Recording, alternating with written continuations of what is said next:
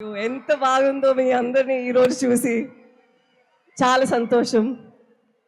ఆ రోజు రామారావు గారు వచ్చారు కదా, అప్పుడు ఆ ఇంటర్వ్యూ చేసినప్పుడు చెప్పారు మీ ఫిలిం సక్సెస్ అయినప్పుడు శ్రీకాకుళంకి రండి, మాతో పాటు సక్సెస్ మీట్ పెట్టండి అని చెప్పారా. ఆ రోజు నాకు ఒకే ఒక థాట్ ఉండేది, ఎలాగో ఈ ఫిల్మ్ బాగా రావాలి, మేము వచ్చి మీతో పాటు ఇది సెలబ్రేట్ చేయాలి అని. ఎందుకంటే తను కొన్ని మాటలు చెప్పారు మా గురించి, మా సేపల్ చేసే వాళ్ళ గురించి ఇప్పటివరకు మూవీస్ చేయలేదు, సో మీరే చేశారు ఇదన్నీ. యాక్చువల్లీ నిజం చెప్పాలంటే వాళ్ళు లైఫ్లో అంత ఒక డ్రామా ఉంది, మేము ఇలా కూర్చొని రాస్తే కూడా ఆలోచించలేము. ఎక్కడ 200 పేజెస్ పైన వస్తుందండి. అవును, ఎలాగ అక్కడ వెళ్ళి ప్రిజన్లో ఉన్నారో వాళ్ళని ఇక్కడి నుంచి ఎలా ఏ ధైర్యంతో వచ్చి తీసుకొని రావాలో అదన్నీ మేము యాక్చువల్లీ ఇమాజిన్ చేస్తే కూడా ఇది ఇంత ఒక 2 అవర్లో చేయగలుగుతామనేది తెలీదు.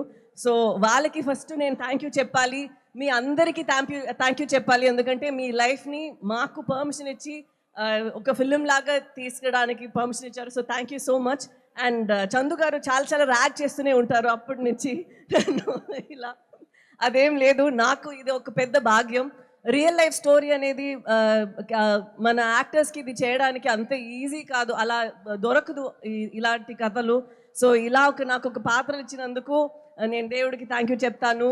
ఇలా ఒక కథ నేను చేయగలుగుతాను అని మన కార్తిక్ గారు, చందుమోండిటి గారు, బన్నీవాస్ గారు, అరవింద్ గారు అందరూ అనుకున్నారు. సో అది నాకు ఒక పెద్ద భాగ్యం. అండ్ ఈ జర్నీ మొత్తం అంత నాకు మంచిగా అనిపించింది. రిలీజ్ తర్వాత కూడా అందరికీ ఇది నచ్చాలి, ఎందుకంటే జనాలు మూవీస్ చూసినప్పుడు వాళ్ళు చాలా కష్టపడి ఇచ్చిన డబ్బులు వాళ్ళు లైఫ్ నుంచి ఒక 2 అవర్స్ ఇస్తున్నారు మా కోసం. ఎప్పుడు మేము ప్రే చేస్తుంటాము వాళ్ళకి ఇది ఒక మంచి అట్లీస్ట్ ఎంటర్టైన్మెంట్గా ఉండాలి అని.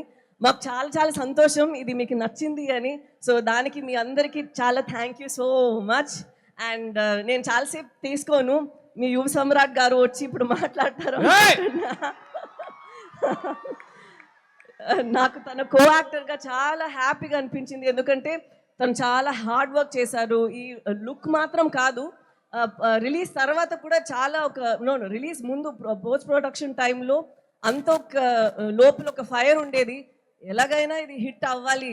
ఎందుకంటే తను చేసిన ప్రయత్నం మాత్రం కాదు, ఈ స్టోరీలో ఒక నమ్మకం ఉంది తనకి. అండ్ ఇది చాలా నమ్ముతారు, ఇది అందరికీ ఇది కనెక్ట్ అవుతుంది, ఈ ఫీలింగ్ వాళ్ళందరికీ నచ్చుతుంది అని.